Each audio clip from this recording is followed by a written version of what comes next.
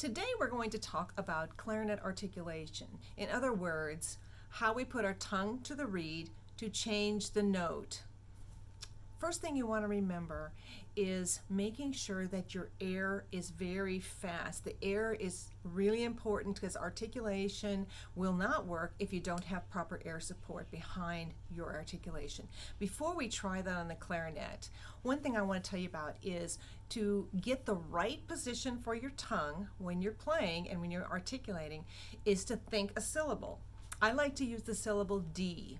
Okay? If you say the word D, say that with me, D. Think about what part of your tongue touches what part of your mouth inside. D, D, D. Okay, if you're like me, the front part of my tongue, slightly behind the tip of my tongue, is touching the roof of my mouth where my teeth and the roof of my mouth meet. D, D, D, D. Okay, so that's about the point where your clarinet will be when it's in your mouth, if you have it at the right angle. So your tongue is going to touch the reed, D, D, D, D, with the air behind it, D, D, D, D. That's what's going to happen when we have the clarinet in our mouth. We want to think that syllable D, okay? So let's just try that and see how it goes. I'm going to play a first line E, and I'm going to start the air without using the tongue. I'm just going to start the air, just blowing air, and then I'm going to do several quarter notes in a row. And how I'm going to do that is I'm just going to think D. My tongue is going to quickly touch the reed like it would be touching the roof of my mouth. D, D, D. Okay, let's try that.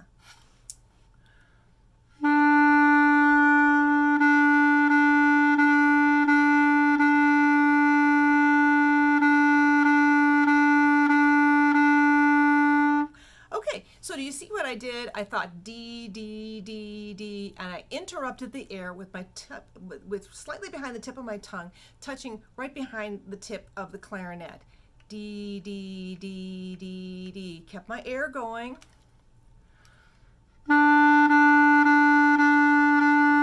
Okay, so you can also use T if you like T better. Let's try it with T. T, T, T, T, T. T is also a good one. I prefer D because I feel like I can play D a little lighter and a little faster, but some people really like using the T's.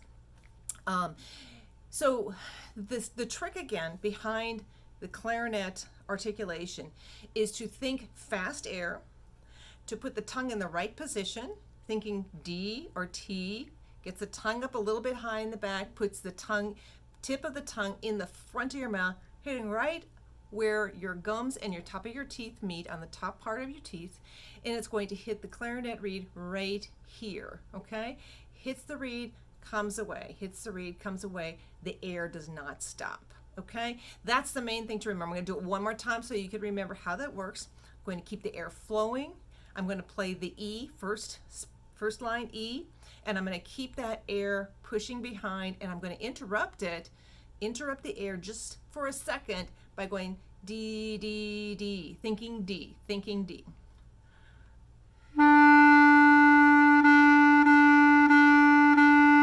Good. You see how that works? It's very, very, very easy. Another thing you can think about, here's another thing to imagine. If you have a garden hose and the water is coming out very fast in the garden hose, okay, you're holding it, and then you see this water going, and then you take your finger, you just interrupt it just for a second. Just like that. You notice that the water doesn't stop flowing just because your finger interrupts that just for a second. Well, that's basically what your tongue is doing too. You're just interrupting that airflow just for a split second, and it doesn't stop. It keeps on moving, just like the water keeps on moving out of the garden hose. You're just interrupting with your finger.